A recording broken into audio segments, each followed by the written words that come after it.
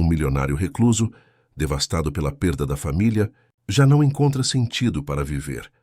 Mas tudo muda quando uma garota de 9 anos, vinda de um abrigo, aparece com uma marmita e uma mente brilhante. Juntos, eles enfrentam uma rede de corrupção e descobrem, na conexão improvável entre dor e afeto, um novo propósito. Do alto do 20º andar do edifício Copacabana Palace Gardens, Arnaldo Guimarães observava o Porto de Santos com olhos vazios. As águas do maior complexo portuário da América Latina se estendiam diante dele, repletas de navios cargueiros que um dia foram o centro de sua existência. Através da janela panorâmica de seu apartamento de cobertura, o homem de 52 anos acompanhava silenciosamente o balé de guindastes e contêineres que continuava a funcionar sem sua presença. Um império construído por suas próprias mãos, agora apenas uma paisagem distante. A cadeira de rodas motorizada emitiu um leve zumbido quando Arnaldo girou-a na direção da sala espaçosa. O apartamento era um monumento à riqueza e ao bom gosto, mas também à solidão. Móveis de design italiano, obras de arte contemporânea brasileira e uma vista privilegiada da Baía de Santos compunham o cenário onde ele se isolava do mundo há quase 2 anos. Senhor Arnaldo, seu almoço está na mesa, anunciou Helena, a governanta que trabalhava para ele há mais de 15 anos. A única pessoa que ele permitia em seu espaço, além de Maurício, seu enfermeiro, que vinha 3 vezes por semana. Deixe lá, como depois, respondeu, com a voz baixa que se tornara habitual desde o acidente. Helena suspirou, acostumada com a rotina. O Dr. Tiago ligou novamente. Insiste que o senhor deve retomar a fisioterapia. Arnaldo não respondeu, ignorando deliberadamente o assunto. Os médicos diziam que ele poderia recuperar parte dos movimentos das pernas, que a paraplegia não era total, que havia esperança. Mas a esperança era um luxo que ele não se permitia mais. Não desde aquela noite chuvosa, quando o caminhão desgovernado atravessou o canteiro central da rodovia Anchieta e colidiu frontalmente com seu carro. O acidente que levara embora sua esposa Elisa e sua filha Carolina, deixando-o preso a uma cadeira de rodas e a um vazio existencial profundo demais para ser preenchido.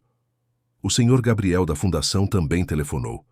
Disse que há documentos importantes que precisam de sua assinatura, continuou Helena, tentando como sempre reacender nele alguma faísca de interesse pelo mundo exterior. A Fundação Novos Caminhos havia sido criada por Arnaldo logo após sua recuperação inicial.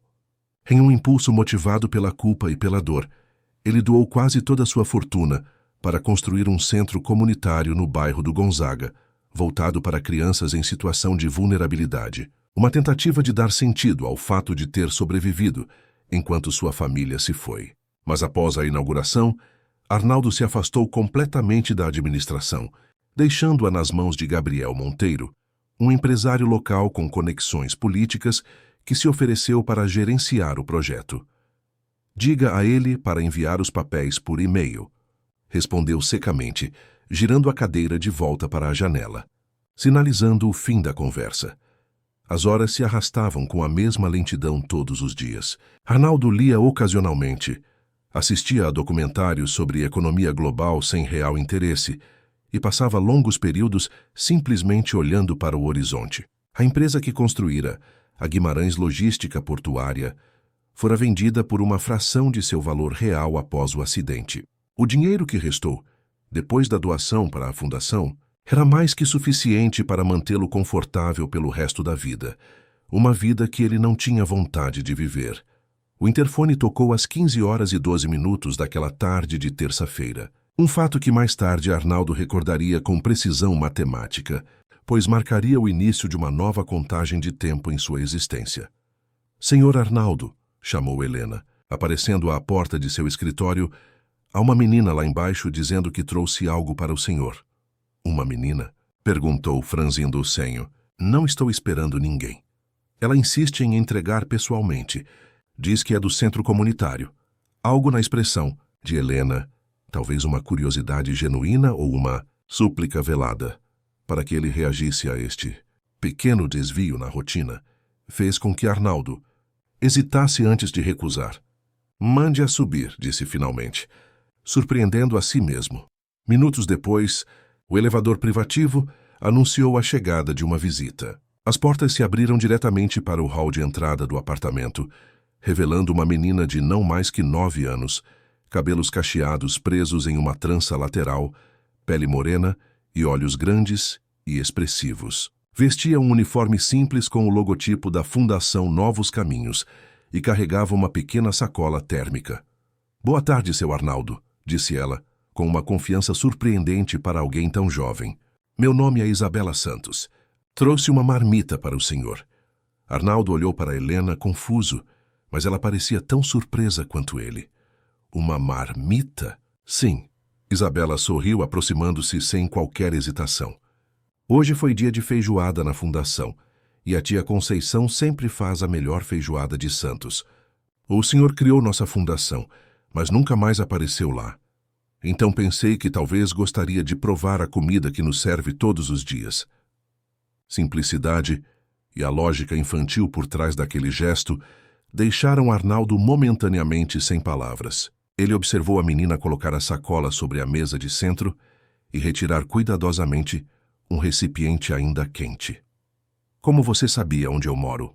"A tia Dulce da administração me disse. Ela falou que não era para eu vir, mas eu vim mesmo assim", respondeu Isabela com um sorriso maroto. "O senhor não gosta de feijoada?" Helena interveio, percebendo o desconforto de Arnaldo.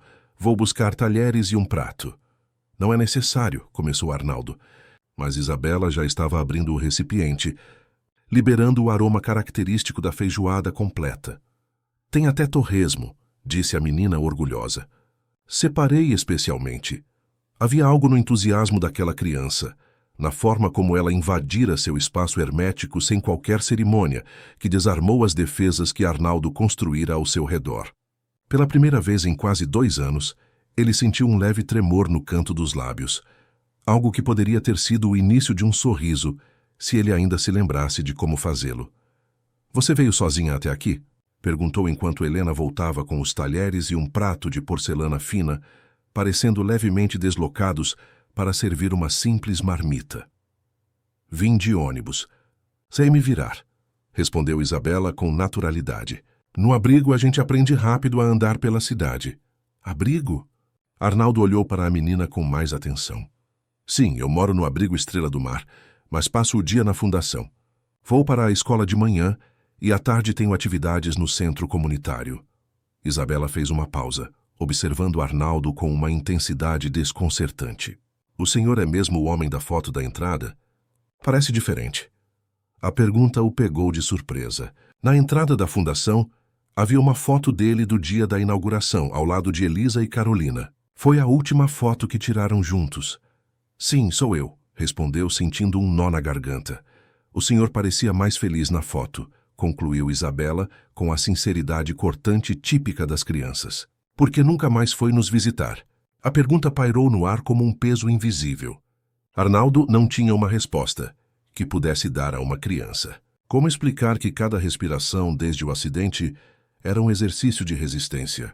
Que acordar todas as manhãs sabendo que Elisa não estaria ao seu lado e que nunca mais ouviria as risadas de Carolina era uma tortura diária. "Eu estive ocupado", respondeu finalmente a mentira soando frágil até para seus próprios ouvidos. Isabela o estudou por alguns instantes, como se avaliasse a veracidade daquela resposta. Então, surpreendentemente, apenas deu de ombros. "Entendi. Os adultos sempre estão ocupados", disse ela sem demonstrar mágoa. "Mas a feijoada vai esfriar se o senhor não comer logo. E comida fria é um desperdício. Existem 47.828 crianças em situação de rua no Brasil. Sabia? Li isso no jornal da Fundação." O número citado com tanta precisão chamou a atenção de Arnaldo.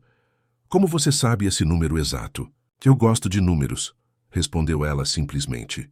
"Eles fazem mais sentido que as pessoas às vezes." Algo naquela afirmação reverberou dentro de Arnaldo. Ele também havia se refugiado nos números durante toda a sua vida profissional. A objetividade da matemática, a lógica inescapável dos balanços financeiros, a previsibilidade dos algoritmos logísticos. Um mundo onde tudo tinha explicação e solução. Se esta história te interessou, não se esqueça de se inscrever no nosso canal e diga-nos de que cidade você está assistindo. Continuando. Depois que Isabela partiu, levando consigo o recipiente vazio da feijoada, que Arnaldo surpreendentemente consumira por completo, o apartamento pareceu mais silencioso do que nunca. O empresário passou o restante da tarde ruminando sobre aquela visita inusitada. Havia algo naquela menina que o intrigava.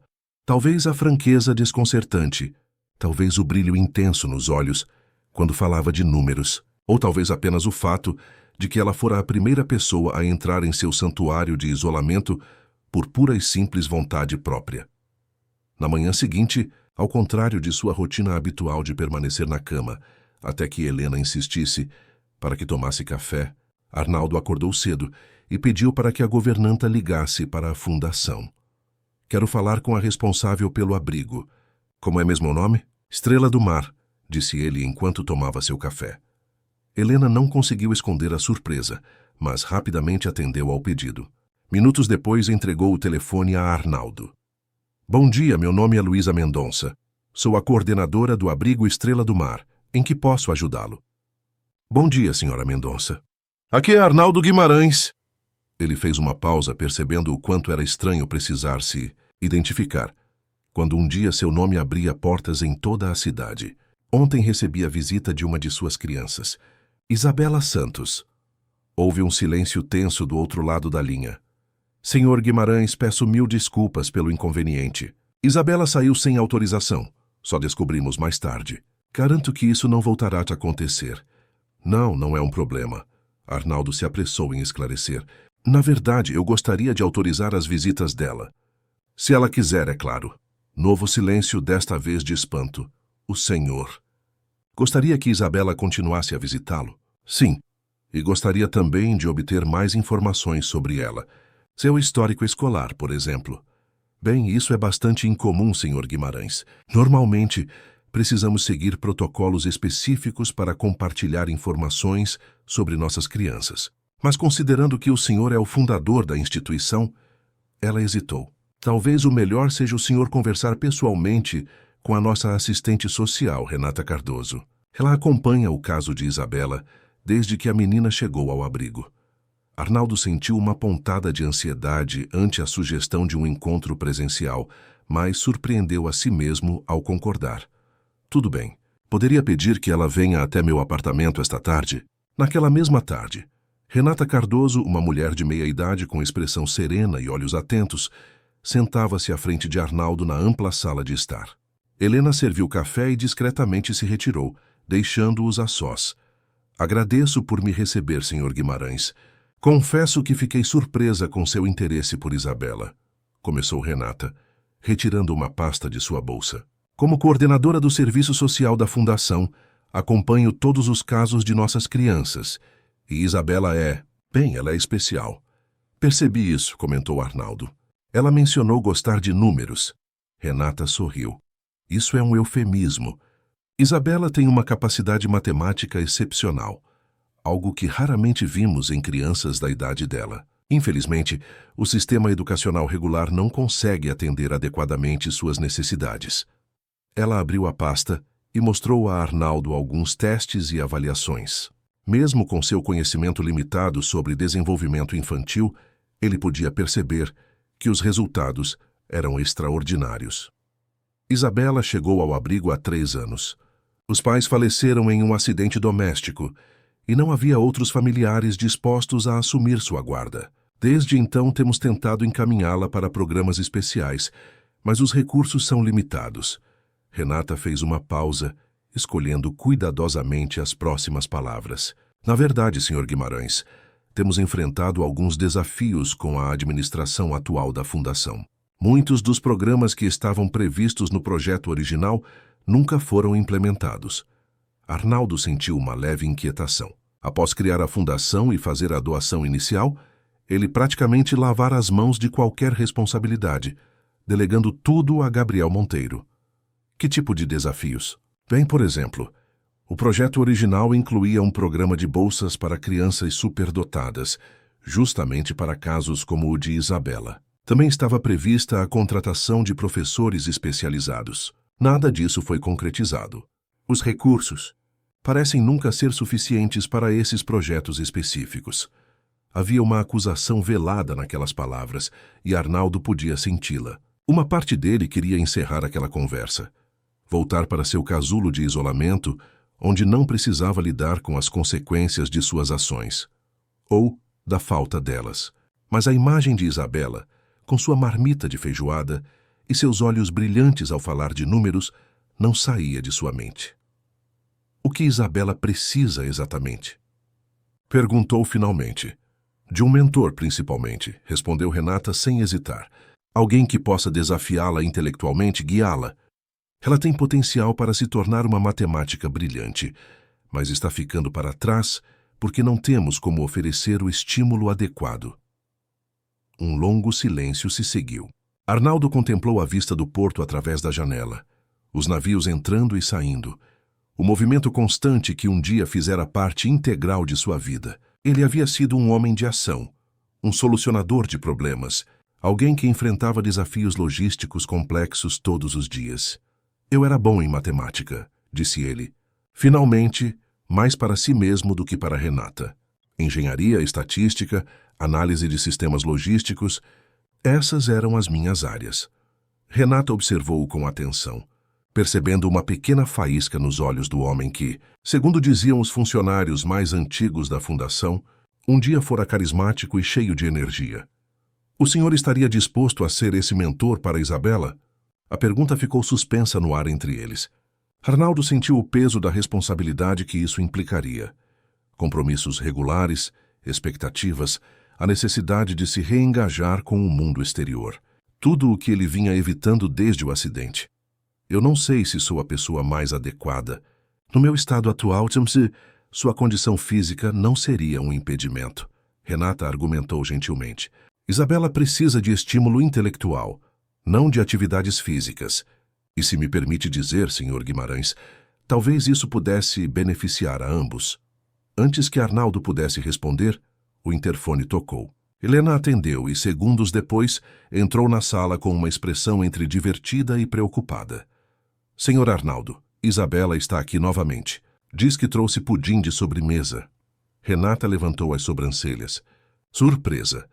Enquanto Arnaldo deixava escapar algo que, em outras circunstâncias, poderia ter sido interpretado como um riso. Parece que a decisão já foi tomada por nós, comentou ele. Mande-a subir. Minutos depois, Isabela entrava na sala, carregando um pequeno recipiente plástico com o que parecia ser um pedaço generoso de pudim de leite.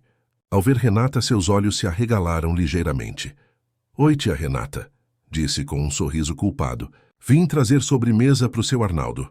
Percebo isso, respondeu Renata, tentando manter uma expressão séria. Lembro-me de termos conversado sobre sair do abrigo sem autorização, Isabela. Eu deixei um bilhete, defendeu-se a menina, colocando o pudim sobre a mesa. E calculei exatamente quanto tempo levaria o trajeto de ônibus, considerando o trânsito da Avenida Ana Costa, neste horário. E quanto tempo seria? Perguntou Arnaldo subitamente interessado. 27 minutos com margem de erro de 3 minutos para mais ou para menos dependendo dos semáforos, respondeu Isabela prontamente. Hoje peguei 4 semáforos vermelhos e demorei 29 minutos e 40 segundos. Arnaldo e Renata trocaram olhares. O brilho nos olhos da menina ao falar de seu cálculo era inconfundível. Isabela, começou Arnaldo, inclinando-se ligeiramente para a frente em sua cadeira de rodas, a senhora Renata e eu estávamos conversando sobre a possibilidade de você vir me visitar regularmente. Não para trazer comida, mas para estudarmos matemática juntos. O que acha disso? O rosto de Isabela se iluminou instantaneamente, como se alguém tivesse acendido todas as luzes de um estádio. Tipo aulas particulares? De matemática de verdade, não daquela bobagem que ensinam na escola? Exatamente, confirmou Arnaldo, sentindo um calor incomum no peito. Poderíamos começar com álgebra básica e ver até onde conseguimos chegar. Eu já sei álgebra básica. Isabela revirou os olhos com impaciência. Estou tentando entender cálculo diferencial, mas os livros da biblioteca não explicam direito. Arnaldo não conseguiu conter um sorriso genuíno desta vez, o primeiro em quase 2 anos. Nesse caso, acho que terei que me preparar melhor. Nas semanas seguintes, uma rotina improvável se estabeleceu. 3 vezes por semana, Isabela visitava Arnaldo após a escola. Começavam com uma revisão dos conceitos matemáticos que ela já dominava, o que surpreendeu Arnaldo pela extensão e profundidade. Depois avançavam para novas áreas. Ele redescobriu o prazer de ensinar, algo que costumava fazer quando treinava novos engenheiros em sua empresa. Para essas sessões, Arnaldo precisou reativar seu escritório, desempoeirar livros técnicos e até mesmo adquirir novos materiais didáticos. Helena observava maravilhada, como seu patrão gradualmente saía do torpor em que vivera por tanto tempo. Ele começou a acordar mais cedo, a se alimentar melhor, a se empenhar em escolher problemas matemáticos desafiadores para apresentar à sua jovem aluna.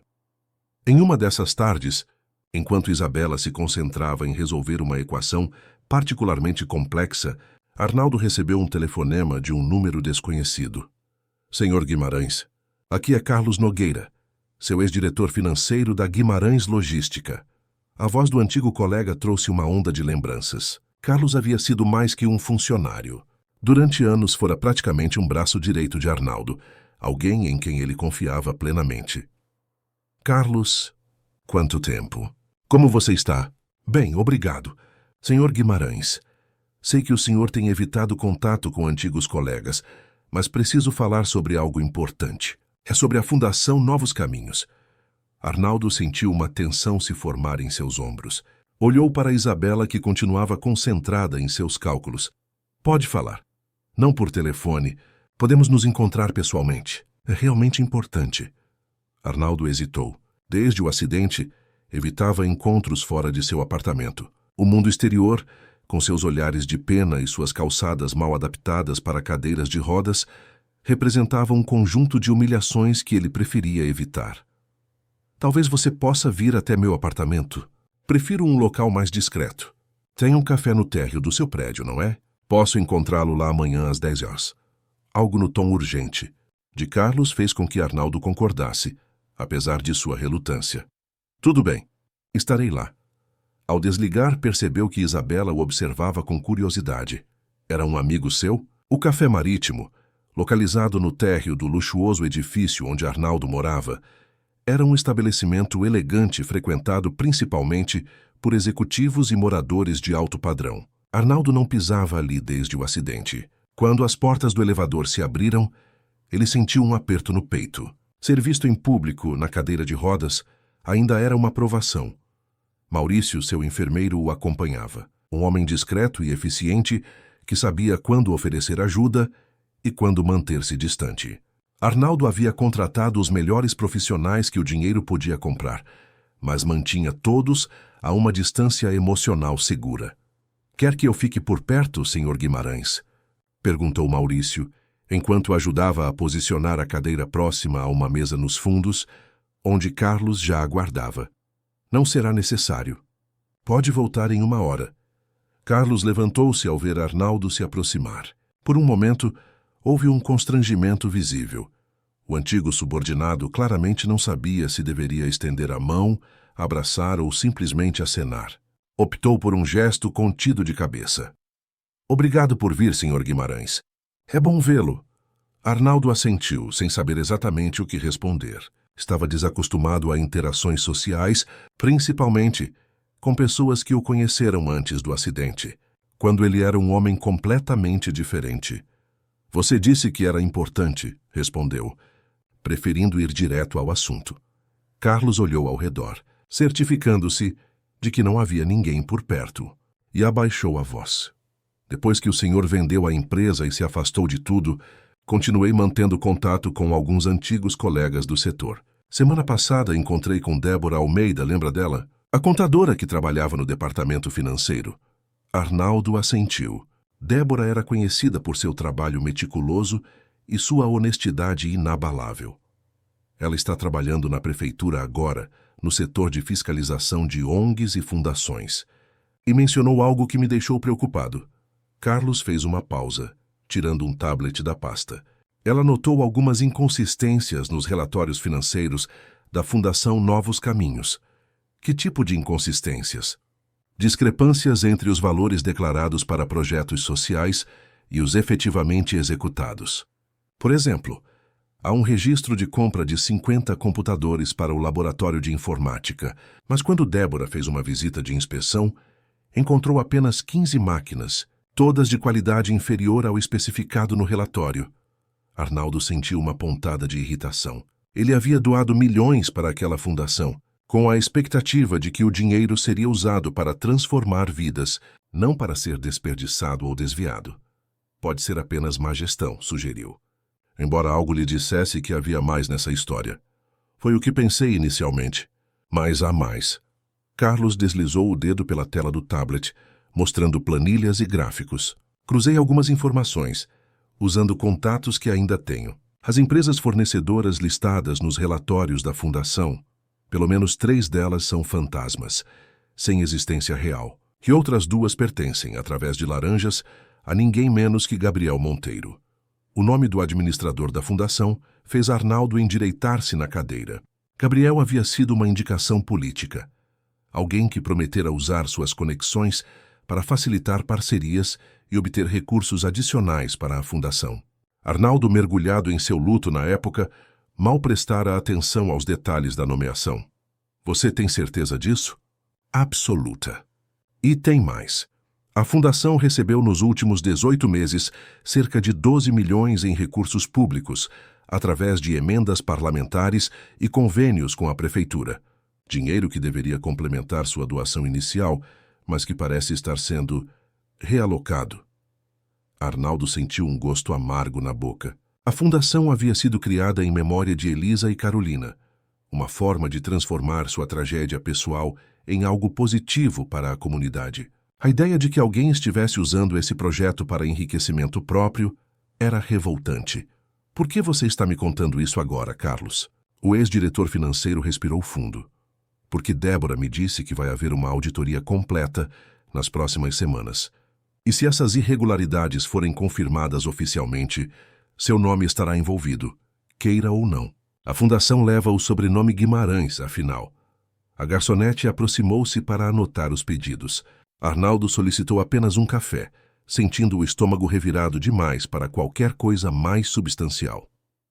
O que você sugere que eu faça? Retome o controle da Fundação. O senhor ainda é o presidente do conselho, tecnicamente falando. Só se afastou das atividades diárias, mas nunca renunciou formalmente ao cargo. Pode convocar uma reunião extraordinária do conselho e exigir uma auditoria interna antes que a externa aconteça. Arnaldo observou o movimento do café, executivos apressados entrando e saindo, a vida continuando em seu ritmo implacável, enquanto ele havia passado quase 2 anos em uma espécie de limbo. A menção à auditoria externa o preocupava, mas era a imagem de Isabela que mais pesava em sua mente. A menina prodígio que dependia dos recursos da Fundação, assim como dezenas de outras crianças. Vou precisar da sua ajuda, Carlos. E da Débora também, se ela estiver disposta. Estamos à disposição, senhor. A equipe antiga sempre teve muito respeito pelo senhor. Ao retornar ao apartamento, Arnaldo encontrou Helena, organizando alguns livros de matemática avançada que ele havia encomendado para as sessões com Isabela. Como foi o encontro? Perguntou ela, com a familiaridade de quem acompanhava sua vida há tantos anos. Revelador, respondeu Arnaldo, dirigindo a cadeira até seu escritório. Helena, por favor, entre em contato com meu advogado, Dr. Paulo Mendes. Diga que preciso vê-lo com urgência. E depois ligue para a Fundação. Quero falar com a diretora executiva, Márcia Gomes. Helena não conseguiu esconder a surpresa ao vê-lo assumindo novamente um tom de comando, algo que não acontecia desde os tempos áureos da Guimarães Logística. Imediatamente, senhor. Enquanto esperava os retornos, Arnaldo abriu seu notebook. Há muito tempo sem uso. Acessou os documentos originais da Fundação, armazenados na nuvem. Leu cuidadosamente o estatuto, os termos da doação, as atribuições do conselho. Como Carlos havia dito, ele ainda detinha poderes consideráveis caso decidisse exercê-los.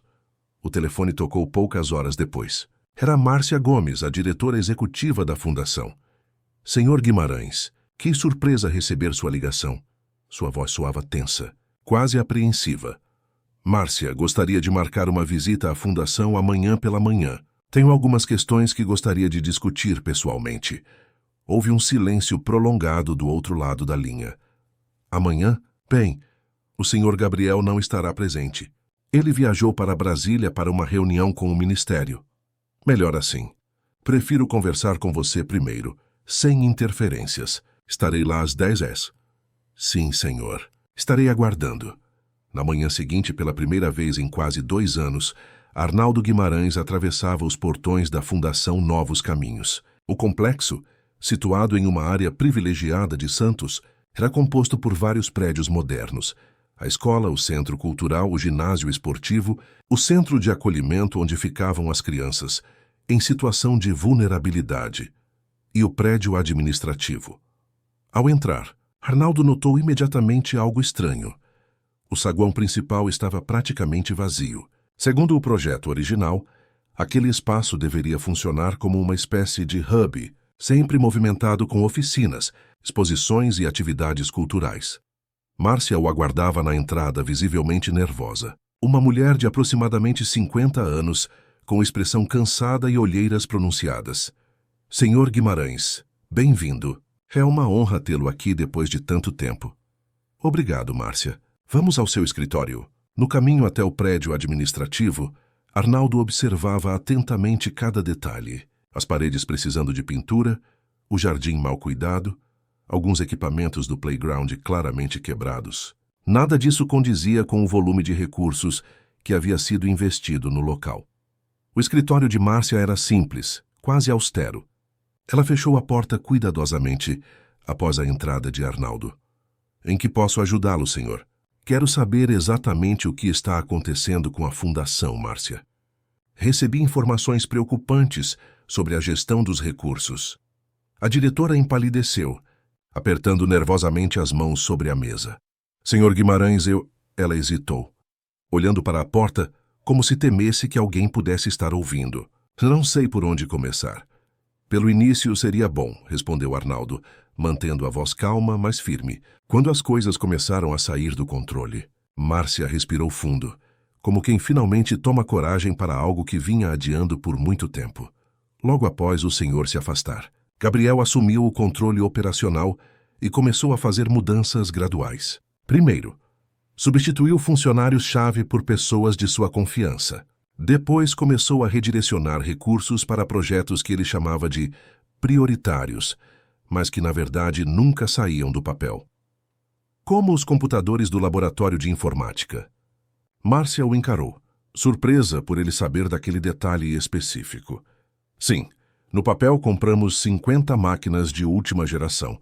Na realidade, foram 15 computadores usados. A diferença? Ela baixou a voz.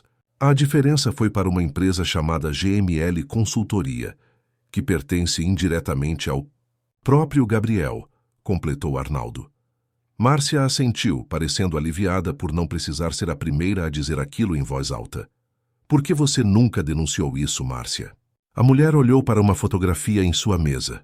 Ela ao lado de 2 crianças sorridentes. Meus filhos. Gabriel deixou bem claro que se eu falasse alguma coisa, perderia não apenas meu emprego, mas também seria impossibilitada de trabalhar em qualquer instituição social de Santos. Ele tem conexões políticas fortes, senhor Guimarães. E eu sou mãe solteira, preciso desse emprego. Arnaldo sentiu uma mistura de compaixão e indignação. Quantas outras pessoas estariam em situação semelhante, coagidas a participar ou ao menos tolerar um esquema que prejudicava justamente aqueles que deveriam ser beneficiados? E quanto às crianças? Elas estão recebendo o atendimento adequado? Fazemos o melhor possível com o pouco que sobra, respondeu Márcia, com uma ponta de orgulho profissional. A equipe que trabalha diretamente com as crianças é dedicada, mas estamos sempre com recursos escassos. O programa para crianças superdotadas, por exemplo, nunca saiu do papel, apesar de termos casos como o da Isabela. Ao ouvir o nome da menina, Arnaldo sentiu algo despertar dentro dele, uma determinação que julgava ter perdido junto com sua família naquela noite chuvosa. Isabela tem me visitado. Estamos trabalhando juntos em matemática avançada. Os olhos de Márcia se iluminaram. Eu soube. Ela não fala de outra coisa. É a primeira vez em anos que a vejo realmente empolgada com algo. Márcia, vou ser direto. Preciso de sua ajuda para expor o que está acontecendo aqui. Sei que é arriscado para você, mas posso garantir proteção legal e financeira. A diretora hesitou, o medo claramente visível em seus olhos. Gabriel tem muitos aliados poderosos, Sr. Guimarães. Políticos, juízes, empresários. Não será uma luta fácil.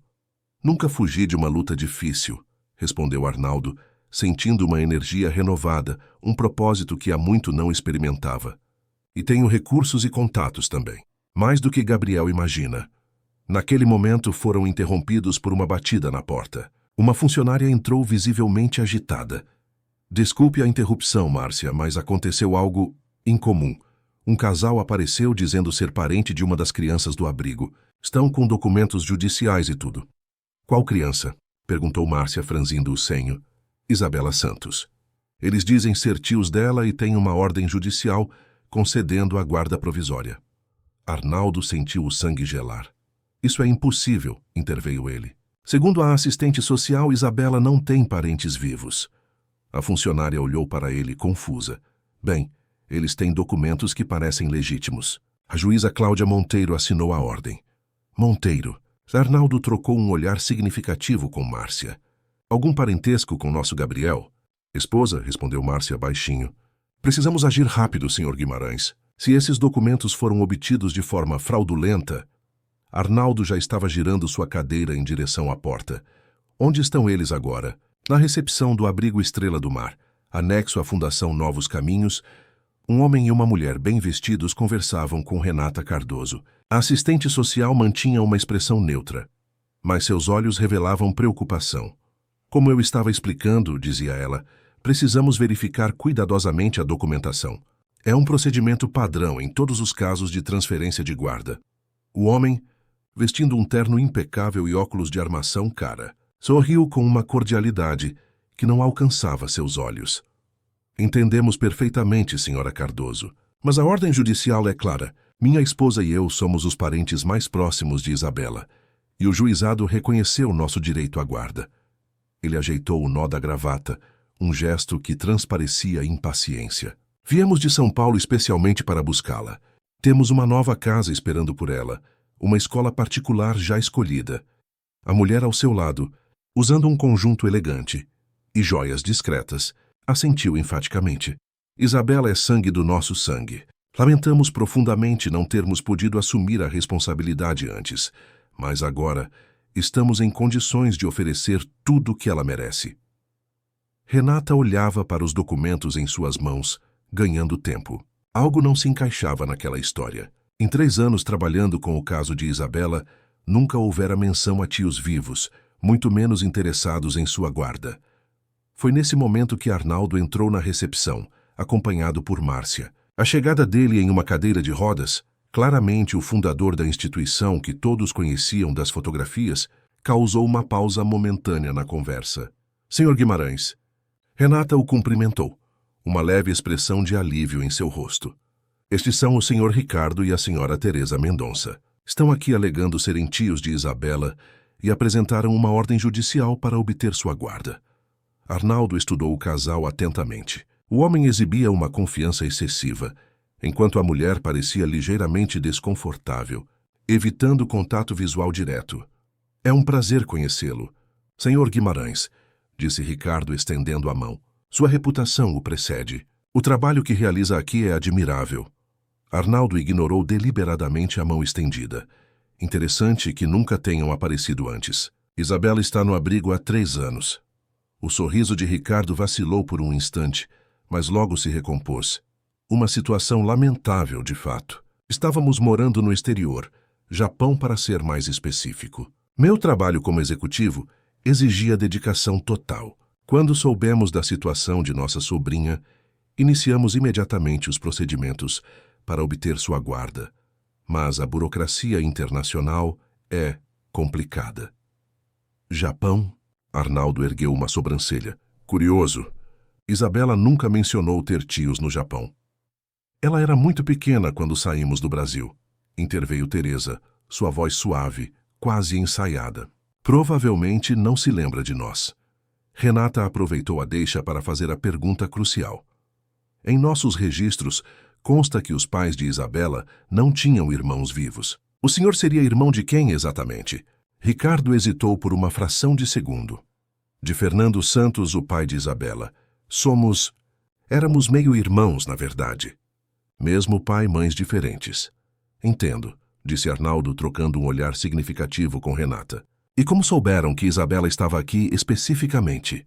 Contratamos um investigador particular quando retornamos ao Brasil, respondeu Ricardo prontamente. Agora, se não se importam, gostaríamos de ver nossa sobrinha. A viagem foi longa e ainda precisamos retornar a São Paulo hoje. Arnaldo girou sua cadeira, posicionando-se estrategicamente entre o casal e o corredor que levava aos dormitórios.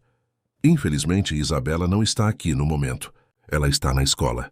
E antes que possam vê-la, precisamos verificar minuciosamente essa documentação. Tenho certeza que compreendem nossa preocupação com o bem-estar dela. Ricardo estreitou os olhos, sua máscara de cordialidade começando a rachar. A ordem judicial é suficiente, Sr. Guimarães. Não precisamos de sua aprovação. Na verdade, precisam sim, interveio uma nova voz. Um homem de meia-idade, carregando uma pasta de couro, entrou na recepção. Dr. Paulo Mendes, advogado da Fundação Novos Caminhos, que aconselho fortemente que não tentem remover a menor dessas instalações, até que possamos verificar a autenticidade desses documentos.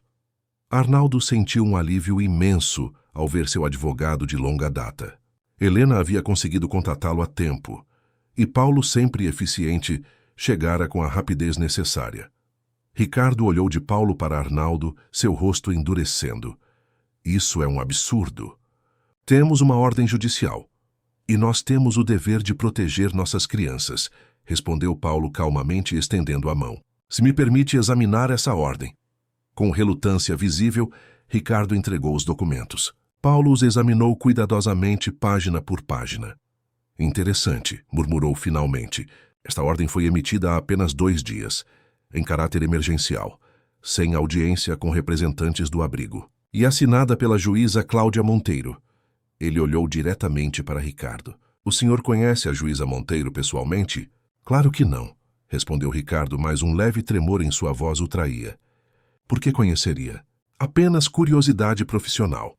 Paulo sorriu educadamente, devolvendo os documentos. Vou precisar tirar cópias disso e fazer algumas verificações. Sinto muito, mas Isabela não poderá sair hoje. Ricardo deu um passo à frente, sua postura subitamente ameaçadora. Isso é obstrução de uma ordem judicial. Podemos chamar a polícia. Fique à vontade, respondeu Paulo imperturbável. Na verdade, eu mesmo já tomei a liberdade de contatar a Delegacia de Proteção à Criança e ao Adolescente. Devem estar chegando a qualquer momento. Tenho certeza que poderão nos ajudar a esclarecer essa situação. Como se convocados por suas palavras, 2 policiais em trajes civis entraram na recepção, identificando-se como agentes da DPCA. A tensão no ar tornou-se palpável. Boa tarde, disse a policial mais velha, uma mulher de expressão severa. Sou a delegada Regina Alves. Recebemos uma denúncia sobre uma possível tentativa de remoção irregular de uma menor de idade. Ricardo e Teresa trocaram olhares alarmados. Há algum engano, começou Ricardo, seu tom agora defensivo. Temos uma ordem judicial. Sim, estou vendo, respondeu a delegada, examinando os documentos que Paulo lhe entregava. Seria importante esclarecer alguns pontos. Podemos conversar em particular? Ela indicou uma sala adjacente, enquanto o casal era conduzido para uma entrevista com os policiais. Arnaldo reuniu-se com Paulo, Renata e Márcia em outra sala. O que você acha, Paulo? Perguntou Arnaldo, a preocupação evidente em seu rosto. Os documentos parecem autênticos à primeira vista, respondeu o advogado, mas há irregularidades processuais claras. Uma decisão de guarda provisória normalmente exigiria uma audiência, com representantes do abrigo e um estudo psicossocial prévio, especialmente em um caso onde os supostos parentes nunca tiveram contato anterior com a criança. E há o fato de que a juíza é esposa de Gabriel Monteiro, acrescentou Márcia. Paulo ergueu as sobrancelhas. Surpreso. Isso é um claro conflito de interesse. considerando que Gabriel administra a fundação onde Isabela está abrigada. Renata, que havia permanecido silenciosa até então, finalmente falou. Eu verifiquei pessoalmente toda a documentação de Isabela quando ela chegou ao abrigo. Não havia absolutamente nenhuma menção a tios vivos, muito menos residindo no exterior. O pai dela, Fernando Santos, foi criado em um orfanato. Não tinha irmãos conhecidos. Arnaldo sentiu uma onda de náusea. A ideia de Isabela sendo levada por estranhos, provavelmente como parte de algum esquema obscuro de Gabriel, era insuportável. Precisamos encontrar Isabela imediatamente. Se eles não a encontraram aqui, podem tentar abordá-la na escola. Já providenciei isso, respondeu Renata, checando seu telefone. Pedi que um de nossos educadores fosse buscá-la na escola e a trouxesse diretamente para cá, por um caminho alternativo. Excelente, aprovou Paulo. Enquanto isso, vou entrar com um pedido urgente de suspensão dessa ordem judicial e solicitar uma investigação sobre sua emissão. Temos bases sólidas para questionar sua validade. Arnaldo olhou para o relógio. A sensação de impotência que o acompanhava desde o acidente parecia ter se dissipado, substituída por uma determinação férrea. Eu quero falar com Gabriel Monteiro o quanto antes. Ele precisa entender que não vou permitir que use essas crianças em seus esquemas. Ele está em Brasília, lembrou Márcia. Ou pelo menos foi o que disse. Verifique isso, ordenou Arnaldo. E Paulo, quero que faça uma investigação completa sobre esse casal. Ricardo e Teresa Mendonça. Quero saber quem são, de onde vieram, e principalmente qual sua conexão com Gabriel. Paulo assentiu, já fazendo anotações. Vou acionar alguns contatos. Se eles têm um histórico, vamos descobrir. A porta se abriu e a delegada Regina entrou, seu rosto revelando uma mistura de irritação e triunfo contido. Bem, temos um desenvolvimento interessante. Após algumas perguntas básicas sobre a família de Isabela, os supostos tios decidiram retirar o pedido de guarda e sair apressadamente. Mas não antes de eu obter todos os dados de identificação deles. Eles simplesmente desistiram? Perguntou Márcia, surpresa. Quando começaram a perceber que suas histórias não se sustentavam e que estávamos dispostos a investigar a fundo, sim. A delegada sorriu brevemente. É surpreendente como algumas pessoas perdem a coragem quando confrontadas com perguntas diretas e a possibilidade de responder por falsidade ideológica. Arnaldo sentiu um alívio momentâneo, mas sabia que a batalha estava apenas começando. Obrigado, delegada. Sua intervenção foi providencial. Estou apenas fazendo meu trabalho, Sr. Guimarães, e devo dizer que estou intrigada com toda essa situação. Uma ordem judicial expedida com tanta pressa, supostos parentes aparecendo do nada, parece o tipo de caso que merece uma investigação mais profunda. E terá toda a nossa colaboração, garantiu Paulo. A conversa foi interrompida pela chegada de Isabela, acompanhada por um dos educadores do abrigo. A menina, como sempre, irradiava energia, mas seu rosto mostrava confusão ao ver tantas pessoas reunidas, especialmente Arnaldo, fora do contexto habitual de seu apartamento. Seu Arnaldo, o que está fazendo aqui? Perguntou ela, aproximando-se com naturalidade da cadeira de rodas. Hoje não é dia da nossa aula. Arnaldo sentiu um nó na garganta, uma emoção que não conseguia nomear. Ver Isabela ali segura depois do que quase acontecera trazia um alívio imenso. Vim resolver alguns assuntos da fundação, Isabela, e também queria ver como estão as coisas por aqui. A menina sorriu, ajustando os óculos no rosto. Está tudo bem, mas o refeitório ainda serve aquela gelatina horrível às terças-feiras. Eu fiz um gráfico mostrando que é o dia com maior índice de sobras no lixo, mas ninguém me ouve. Arnaldo não conseguiu conter um sorriso, apesar da tensão do momento. Talvez possamos mudar isso agora. Tenho algumas ideias para melhorar as coisas por aqui. Os olhos de Isabela brilharam com interesse genuíno. Sério? Você vai começar a vir mais vezes? Sim, respondeu ele com uma certeza que não sentia há muito tempo. Vou estar muito mais presente daqui para frente. Enquanto Isabela era levada por Renata para suas atividades habituais, protegida e alheia aos eventos que quase a arrancaram de seu lar, Arnaldo sentiu uma resolução crescendo dentro dele. Ele havia falhado com sua família no passado, não conseguindo protegê-los. Não cometeria o mesmo erro com Isabela e as outras crianças da fundação. Paulo, disse ele, sua voz firme e decidida, quero reativar todos os meus direitos como presidente do conselho. Vamos convocar uma reunião extraordinária e exigir uma auditoria completa. É hora de Gabriel Monteiro prestar contas de tudo o que fez. O advogado assentiu, um leve sorriso de aprovação em seus lábios. Será um prazer redigir essa convocação. Senhor Guimarães. E Márcia, continuou Arnaldo, voltando-se para a diretora, preciso que me forneça todos os relatórios financeiros e operacionais dos últimos 2 anos. Quero saber exatamente o que aconteceu com cada centavo que doei para esta fundação. Márcia, que há pouco parecia tão amedrontada pela possibilidade de enfrentar Gabriel, agora exibia uma determinação renovada. Terei tudo pronto até amanhã. Ah, Sr. Guimarães, obrigada. As crianças precisavam que alguém finalmente tomasse uma posição. Arnaldo acenou com a cabeça, sentindo o peso da responsabilidade que assumia, mas também uma sensação quase esquecida de propósito. Pela primeira vez desde o acidente, ele não estava apenas existindo, mas realmente vivendo. Não estou fazendo isso apenas pelas crianças, admitiu ele, mais para si mesmo que para os outros. Também estou fazendo por mim. A notícia da tentativa de retirar Isabela do abrigo espalhou-se rapidamente entre os funcionários da Fundação Novos Caminhos. Nas 48 horas seguintes, o cenário se transformou completamente. O que antes era uma instituição dominada pelo medo e pela resignação, agora fervilhava com uma energia renovada. A volta de Arnaldo Guimarães ao comando, mesmo que temporária, representava uma esperança há muito perdida.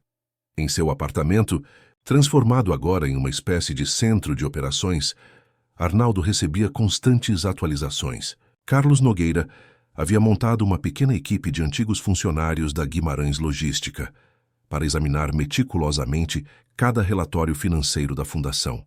Paulo Mendes trabalhava incansavelmente nas questões legais, preparando não apenas a defesa contra possíveis retaliações de Gabriel, mas também o terreno para uma possível ação judicial contra ele. Os números são ainda piores do que imaginávamos, relatou Carlos, espalhando gráficos e planilhas sobre a mesa da sala de jantar. Dos 22 milhões que você doou originalmente, apenas cerca de 7 foram efetivamente aplicados em benefício das crianças. O restante foi desviado através de contratos superfaturados, prestadores de serviços fantasmas e uma rede complexa de empresas de fachada. Arnaldo examinou os documentos, sentindo uma mistura de raiva e culpa. Como pudera ser tão negligente, tão absorto em sua própria dor, que permitira que seu legado, um projeto criado em memória de sua família, fosse corrompido dessa forma. E quanto aos recursos públicos? Perguntou, lembrando-se da menção que Carlos fizera anteriormente. Aí a situação é ainda mais grave. Carlos apontou para outro conjunto de documentos. A Fundação recebeu aproximadamente 12 milhões em verbas governamentais nos últimos 18 meses. Desse montante, menos de 2 milhões chegaram efetivamente aos projetos sociais. Helena entrou na sala, trazendo café para todos. Seu rosto normalmente impassível revelava preocupação. Senhor Arnaldo, a menina Isabela está aqui. Disse que hoje é dia de aula de matemática. Arnaldo olhou para o relógio surpreso. Com toda a agitação dos últimos dias, havia esquecido completamente do compromisso regular com Isabela. Mande-a entrar, Helena. E, por favor, prepare um chocolate quente para ela. Isabela entrou na sala com sua habitual energia, carregando uma mochila aparentemente pesada demais para seu tamanho. Ao ver a mesa coberta de papéis e a presença de pessoas desconhecidas, hesitou brevemente. Estou interrompendo algo importante? Nunca algo tão importante que não possa ser pausado para nossa aula, respondeu Arnaldo, sorrindo genuinamente. Vamos para o escritório. Carlos e Paulo podem continuar trabalhando aqui. No escritório, enquanto organizava os materiais para a aula, Arnaldo notou que Isabela parecia incomumente quieta. Aconteceu alguma coisa, Isabela? A menina ajustou os óculos, um gesto que Arnaldo já havia identificado como um sinal de nervosismo. Todo mundo no abrigo está comentando que apareceram pessoas querendo me levar embora. É verdade? Arnaldo hesitou. Tinha esperado proteger Isabela dessas preocupações, Mas claramente as notícias circulavam rapidamente entre as crianças. Sim, é verdade. Mas não se preocupe. Não vamos permitir que ninguém a leve. Por que alguém que eu nem conheço iria querer me levar? A pergunta, feita com a típica objetividade de Isabela, pegou Arnaldo desprevenido. Como explicar a uma criança de 9 anos as complexidades de fraude, corrupção e abuso de poder? Às vezes, Isabela, adultos fazem coisas erradas por motivos errados. Neste caso, essas pessoas estavam tentando usar você como parte de um esquema maior. Por causa do dinheiro? Perguntou ela, surpreendendo-o novamente com sua perspicácia. Sim, basicamente. Isabela ficou em silêncio por alguns instantes, processando a informação. Obrigada por não deixar eles me levarem, disse finalmente sua voz pequena, lembrando a Arnaldo que, apesar de toda sua inteligência extraordinária, ela ainda era apenas uma criança vulnerável. Sempre vou proteger você, Isabela. É uma promessa. As palavras saíram naturalmente, mas assim que as pronunciou, Arnaldo sentiu seu peso. Era um compromisso que não havia feito com ninguém desde o acidente. A ideia de assumir novamente a responsabilidade por outra vida o assustava profundamente, mas ao mesmo tempo parecia o único caminho possível agora.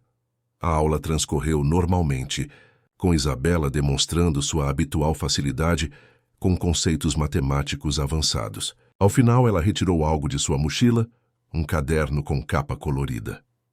Fiz isso para você, disse entregando-o a Arnaldo. Ele abriu o caderno e encontrou dezenas de páginas preenchidas com equações, gráficos e anotações meticulosas. É um projeto para um aplicativo, explicou Isabela animada. Um app que pode rastrear onde o dinheiro da fundação está indo. Cada real doado teria um código, e as pessoas poderiam ver exatamente em que foi gasto. Pensei nisso depois que ouvi a tia Márcia falando sobre transparência. Arnaldo folheou as páginas, genuinamente impressionado. O conceito era sofisticado, especialmente vindo de alguém tão jovem, mas perfeitamente executável com a tecnologia atual. Isso é brilhante, Isabela. Realmente brilhante. O rosto da menina se iluminou com um elogio. Você acha que poderia funcionar? De verdade, não apenas poderia funcionar, como acho que deve ser implementado. Vou falar com alguns desenvolvedores que conheço. Podemos transformar isso em realidade. Após a partida de Isabela, Arnaldo reuniu-se novamente com sua equipe improvisada. Paulo trazia novidades importantes.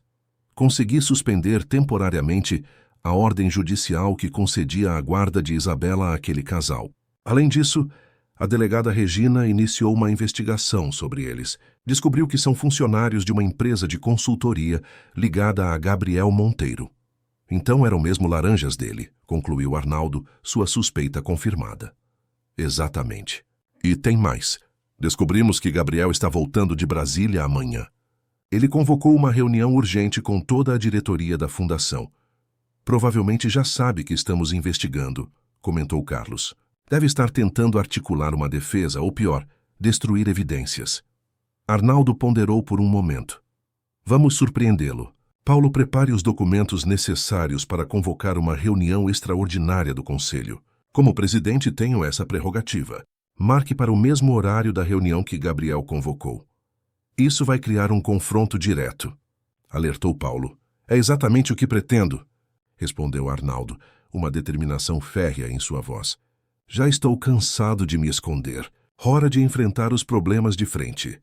Na manhã seguinte, o clima na Fundação Novos Caminhos era de tensão palpável. Funcionários cochichavam pelos corredores, divididos entre a lealdade a Gabriel, imposta mais pelo medo que pela admiração, e a esperança renovada que a presença de Arnaldo trazia.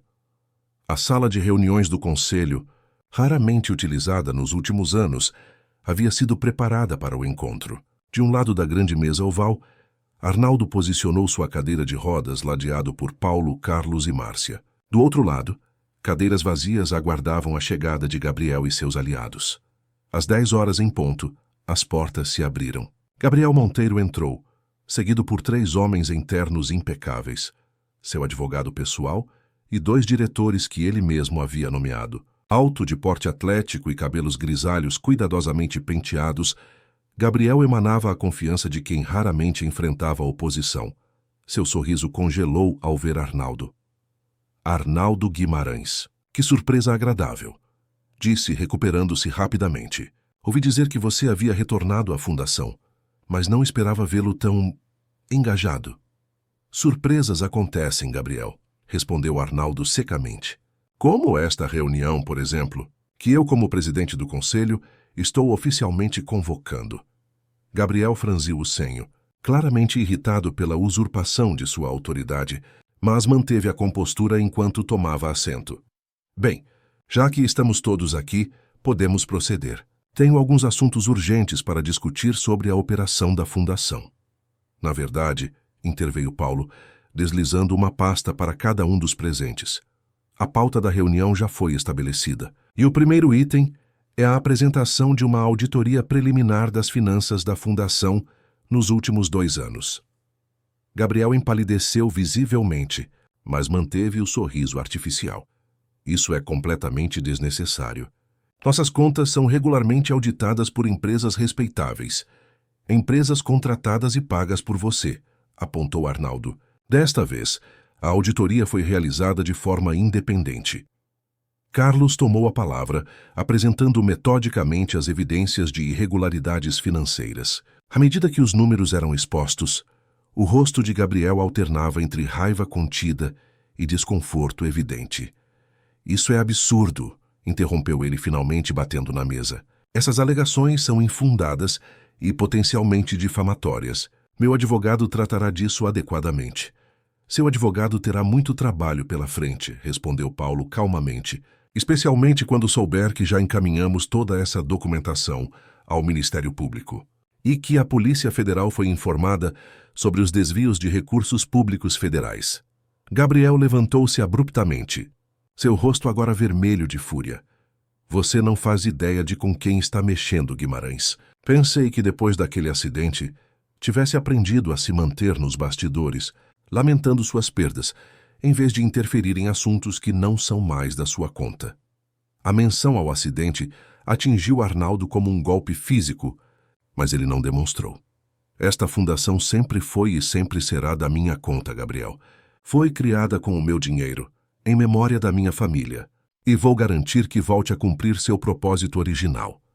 Gabriel sorriu, um sorriso frio que não alcançava seus olhos. Sua família. Interessante você mencionar isso. Sabe, sempre me perguntei como um motorista tão experiente poderia perder o controle em uma curva tão simples na Anchieta. As investigações foram encerradas rapidamente demais, na minha opinião. O sangue de Arnaldo gelou nas veias. A insinuação era clara e monstruosa. Cuidado com o que está sugerindo, Monteiro, alertou Paulo, sua voz carregada de indignação.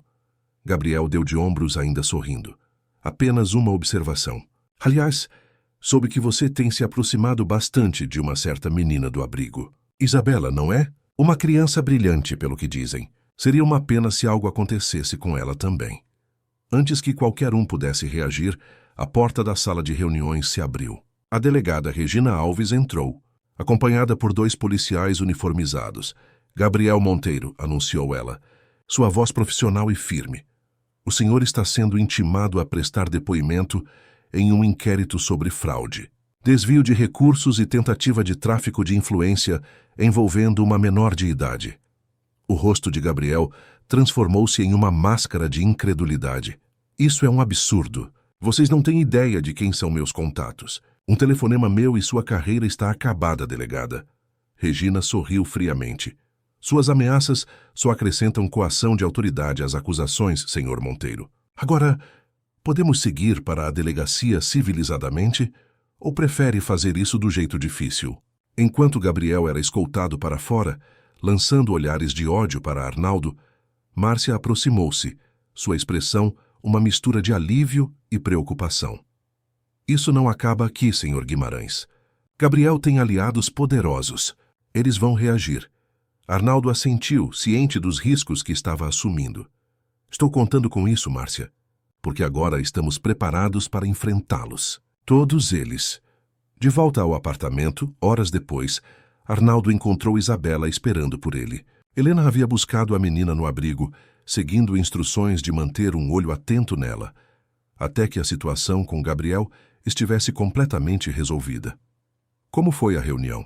Perguntou Isabela, curiosa como sempre. Complicada, respondeu Arnaldo honestamente. Mais produtiva.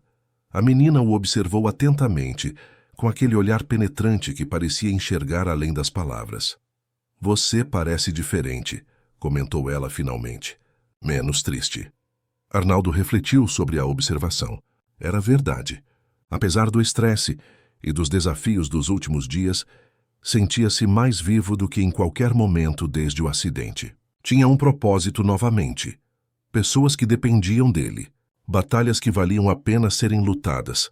Sabe, Isabela, disse ele, movendo sua cadeira para perto da janela onde a menina estava, às vezes precisamos de alguém para nos lembrar do que é realmente importante na vida. Como matemática? Perguntou ela sorrindo. Como matemática, concordou ele, retribuindo o sorriso.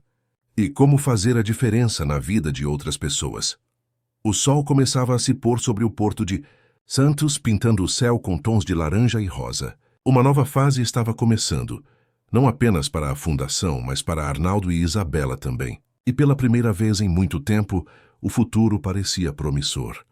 6 meses se passaram desde o confronto na sala de reuniões da Fundação Novos Caminhos. Meses de intenso trabalho, desafios jurídicos e transformações profundas. O sol de outono aquecia suavemente os jardins recém-revitalizados da Fundação, onde dezenas de crianças brincavam sob o olhar atento de educadores.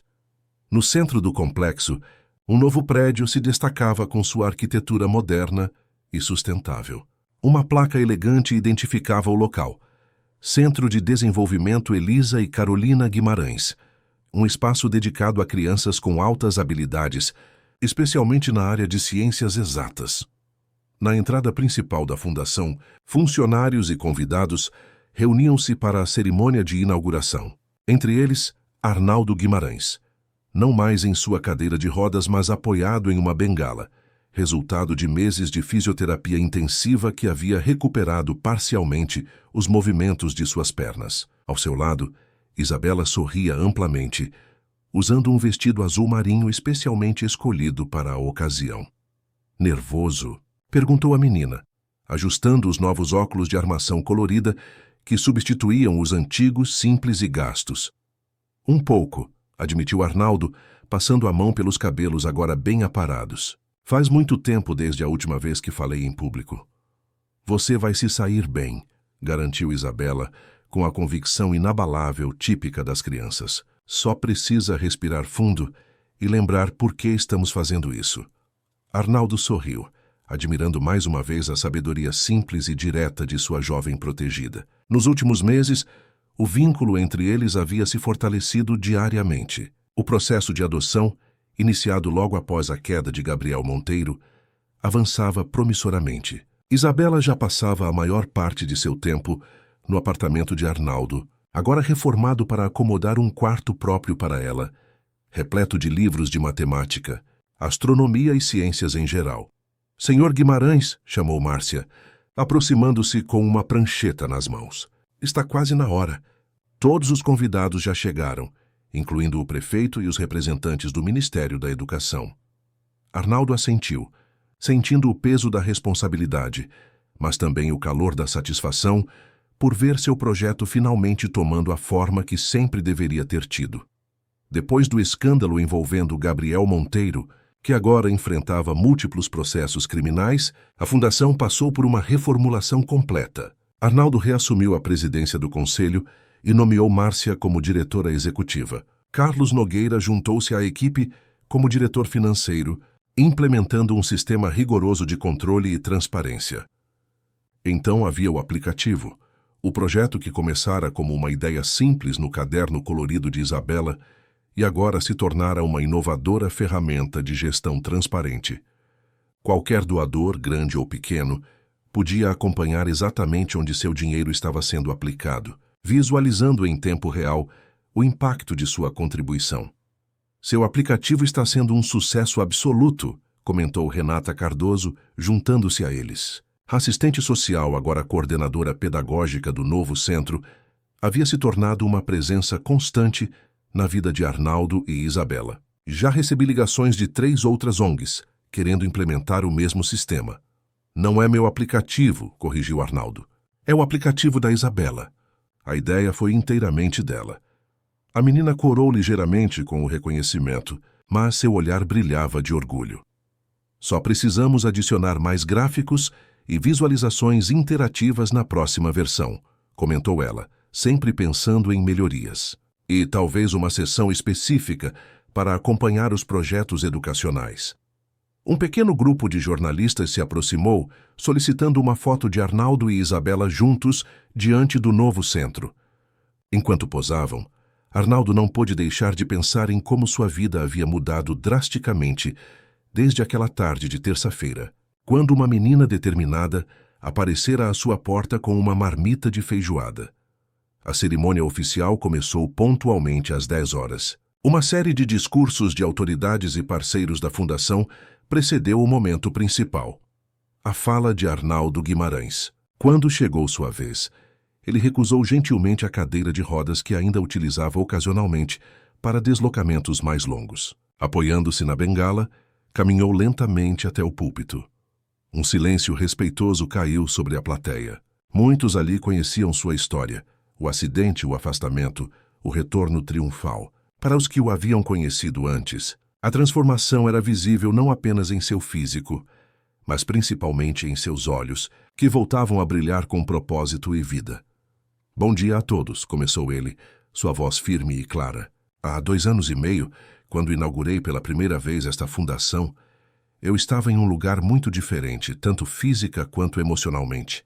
Havia perdido minha esposa Elisa e minha filha Carolina em um trágico acidente, e eu mesmo estava começando uma jornada difícil de recuperação física.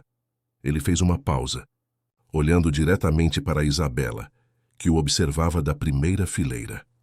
Naquela época, a fundação representava para mim uma forma de dar sentido à tragédia, de transformar a dor em algo positivo. Mas honestamente eu não tinha a força necessária para acompanhar de perto esse projeto. Afastei-me, isolei-me, e esse afastamento permitiu que pessoas mal intencionadas desviassem a fundação de seu propósito original. Alguns murmúrios percorreram a plateia. O caso Gabriel Monteiro havia recebido ampla cobertura da imprensa, expondo um esquema de corrupção que ia muito além da fundação, atingindo diversos setores da administração pública. Hoje, estamos aqui não apenas para inaugurar um novo espaço, mas para reafirmar o verdadeiro propósito da Fundação Novos Caminhos, transformar a vida de crianças em situação de vulnerabilidade, oferecendo não apenas acolhimento, mas oportunidades reais de desenvolvimento. E, para isso, precisamos de transparência, comprometimento e, acima de tudo, amor genuíno pelo que fazemos. Arnaldo fez outra pausa, reorganizando seus pensamentos. Muitos de vocês devem estar se perguntando o que me fez retornar após tanto tempo afastado. A resposta está sentada ali na primeira fileira. Ele sorriu, indicando Isabela. Uma menina extraordinária que teve a coragem de bater à minha porta, literalmente, trazendo não apenas uma marmita de feijoada, mas também um lembrete do que realmente importa na vida. Alguns risos suaves percorreram a plateia, enquanto Isabela ajustava os óculos visivelmente emocionada. Isabela me ensinou que, mesmo quando perdemos algo precioso, ainda podemos encontrar novos motivos para seguir em frente. Ela me mostrou que o conhecimento é uma forma poderosa de transformação e que a matemática, sim, a matemática pode ser uma ferramenta incrível para entender e melhorar o mundo ao nosso redor. Ele indicou a grande tela, digital instalada na entrada do centro. O aplicativo de transparência que estamos lançando hoje foi concebido originalmente por Isabela, uma prova viva do potencial que essas crianças têm quando recebem as oportunidades adequadas. Cada doação feita à Fundação poderá ser acompanhada em tempo real, desde sua entrada até sua aplicação final. É a concretização do nosso compromisso com a transparência absoluta. Arnaldo respirou fundo, em um gesto que surpreendeu a todos, inclusive a si mesmo, largou a bengala e deu alguns passos sem apoio, aproximando-se da borda do palco.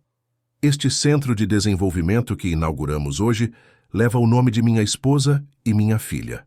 Mas ele não é apenas um memorial. É um espaço vivo, pulsante, onde crianças como Isabela poderão desenvolver plenamente seus talentos e habilidades. Onde professores dedicados encontrarão os recursos necessários para inspirar a próxima geração de cientistas, matemáticos, artistas e, acima de tudo, cidadãos conscientes.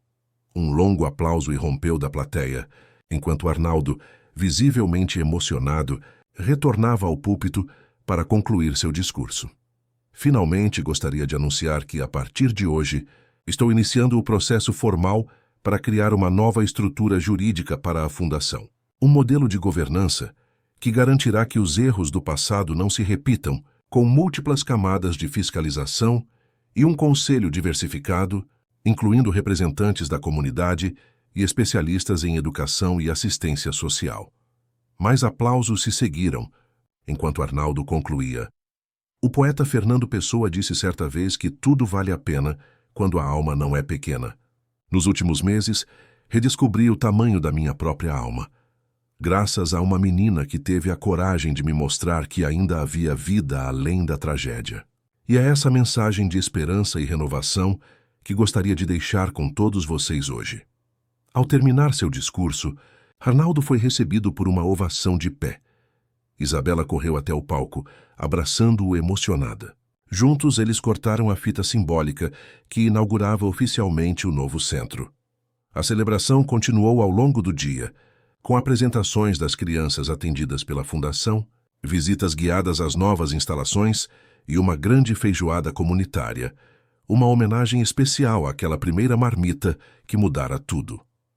No final da tarde, enquanto a maioria dos convidados já havia partido, Arnaldo e Isabela caminhavam lentamente pelos jardins da Fundação.